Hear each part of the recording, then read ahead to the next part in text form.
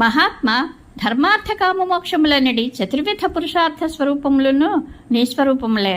అనగా సమస్త ప్రవృత్తులకును సాధనములకును సిద్ధులకును సాధ్యములకును నీవే ఫలస్వరూపుడవు. బుద్ధిమంతులు నిన్ను పొందుటకై లౌకిక విషయములను అన్నింటినీ త్యజింతురు. వివేకవంతులు నీతోనే సంబంధం కలిగియుందురు. స్త్రీ పురుష సాంగత్యము వలన కలుగు సుఖదుఖములకు వసులైన వారు ఎన్నడూనూ నిన్ను పొందుటకు అర్హులు కాజాలరు. భిక్షకులే నిన్ను ప్రశంసించెదరు అన్నమాట సత్యము. ఏలనన్న అపరాధులను కూడా శిక్షించకూడదని నిశ్చయము కలిగినట్టి పరమ శాంత స్వభావులైన సన్యాసులు మహాత్ములే నీ మహిమను ప్రభావమును వర్ణించెదరు.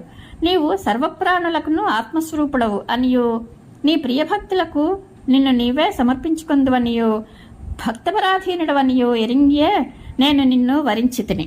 నీ కనుబొమ్మల సైగతో ఉత్పన్నమగు కాలము అత్యంత వేగంతో బ్రహ్మరుద్ర దేవేంద్రుల ఆశంసలను సైతము ధ్వంసమనర్చివేయును. అప్పుడిక ఇతరుల గురించి చెప్పనేలా. పరమపురుష సింహము భయంకరమైన తన గర్జన చే మృగములను కలవరపాటుతో పరుగులు తీయనట్లు చేసి తన భాగమైన ఆహారమును తాను స్వీకరించినట్లు నీవు నీ సారంగధనుస్సు యొక్క భీకర టంకారముచే సమస్త భూపాలులను పారద్రోలి నిన్నే నమ్ముకొనిన నీ చరణదాసినైన నన్ను స్వీకరించితివి.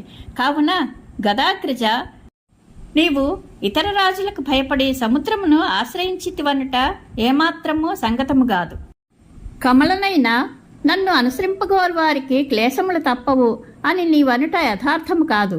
పూర్వము అంగుడు వేనని పుత్రుడగు పృథుచక్రవర్తి, జయంతుని పుత్రుడగు భరతుడు, నహుషుని పుత్రుడగు యయాతి, గయుడు మొదలగు నరేంద్రులు నిన్ను పొందగోరి ఏకఛత్రాధిపత్యము గల తమ రాజ్యములను పరిత్యజించి తపమాచరించుటకై వనములకు చేరిరి. వారు నీ మార్గమును అనుసరించుట వలన ఎట్టి కష్టములకును గురి కాలేదు కదా. ప్రభు, మరి యొక్క రాజకుమారుని వరింపమని నీవు పలికితివి. సకల శుభలక్షణ సంపన్నుడైన నీకంటే శ్రేష్ఠుడు ఎవరు ఉన్నారు?